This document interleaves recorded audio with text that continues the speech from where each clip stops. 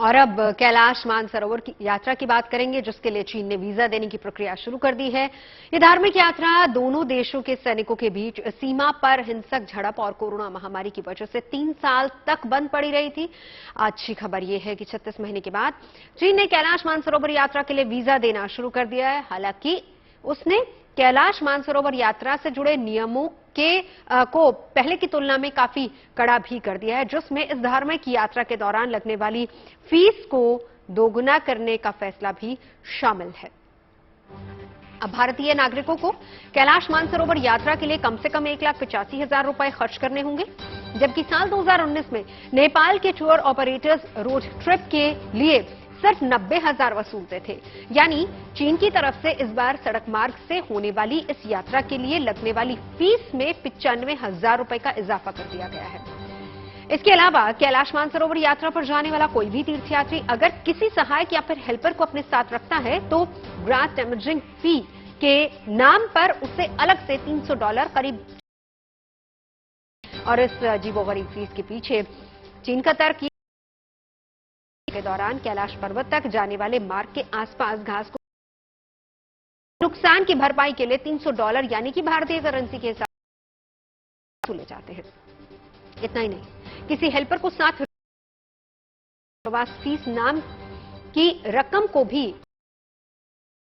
200 रुपए यानी कि 4200 रुपए से बढ़ाकर अब 13,000 रुपए की वजह से कैलाश मानसरोवर यात्रा और कठिन हो गई है। उनमें तीर्थयात्रियों को चीन से वीजा लेने के लिए खुद शारीरिक रूप से मौजूद रहना होगा, यानी कि वीजा के लिए ऑनलाइन आवेदन से काम अब नहीं चलेगा। कैलाश पर्वत हिमालय से उत्तरी क्षेत्र में तिब्बत में मौजूद है और तिब्बत चीन के अधीन है, इसीलिए कैलाश भी चीन के अधीन ही आता है। और इसके अलावा वीजा पाने के लिए अब कम से कम 5 लोगों का ग्रुप होना जरूरी है। इसमें 4 लोगों को हर हाल में वीजा के लिए खुद पहुंचना होगा, तभी 5 लोगों के समूह को मानसरोवर यात्रा करने की इजाजत दी जाएगी।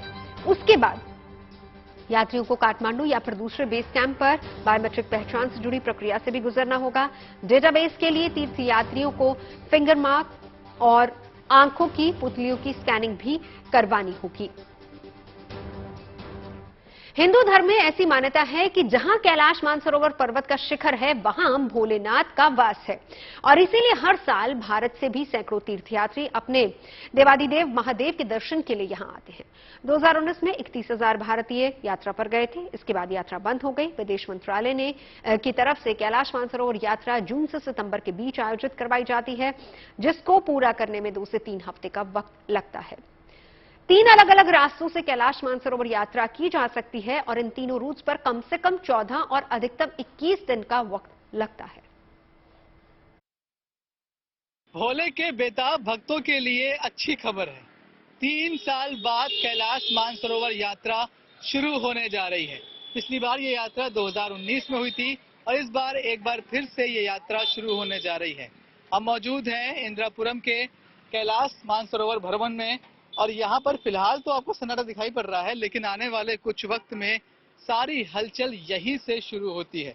आपको बता दूं कि कैलाश मानसरोवर आप लोग जानते ही हैं कि तिब्बत में है, और तिब्बत जाने के लिए चीन का वीजा लेना पड़ता है, और चीनी सरकार ने ही अपनी वेबसाइट पर अब यात्रा करने के लिए नियम कानून सब कुछ वहां पर डाल दिया है। इस वेबसाइट के मुताबिक ये कहा गया है कि जो भी लोग कैलाश मानसरोवर की यात्रा करना चाहते हैं, उन्हें काठमांडू बेस पर ही अपनी यूनिक आइडेंटिफिकेशन करानी होगी। इसके लिए फिंगर मार्क्स और आंखों की पुतलियों की स्कैनिंग होगी। साथ ही यात्रा पर लगने वाले कई तरह की जो फीस हैं वो हालांकि बढ़ा दी गई हैं, लेकिन टोटल जो खर्च है वो बताया जा रहा है कि लगभग 1,85,000 के आसपास आएगा। वीजा पाने के लिए शर्त ये भी रखी गई है कि कम से कम 5 लोग एक साथ अप्लाई करेंगे, और 5 में से लगभग 4 यात्रियों को फिजिकली प्रेजेंट होकर अपना जो चेकअप है वो सब कुछ करवाना पड़ेगा, इंटरव्यू के लिए बैठना पड़ेगा।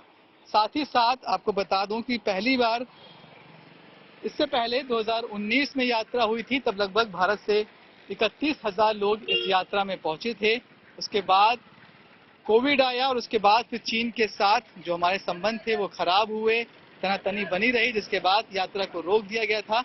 लेकिन एक बार फिर से इस साल यात्रा को शुरू किया जा रहा है। तो अगर आप भी भोले के भक्त हैं और कैलाश मानसरोवर तक जाना चाहते हैं तो तैयारी कर लीजिए और अपने कागजात के साथ जल्द ही आपको क्या कुछ करना है ये सारा प्रोसेस आगे मालूम चलेगा। लेकिन फिलहाल अच्छी खबर यही कि आप कम से कम कैलाश मानसरोवर पहुंचने के लिए अपना बैग तो पैक कर ही सकते हैं। कैमरामैन शैलेंद्र के साथ Manish Chaurasia, good news today, Ghaziabad.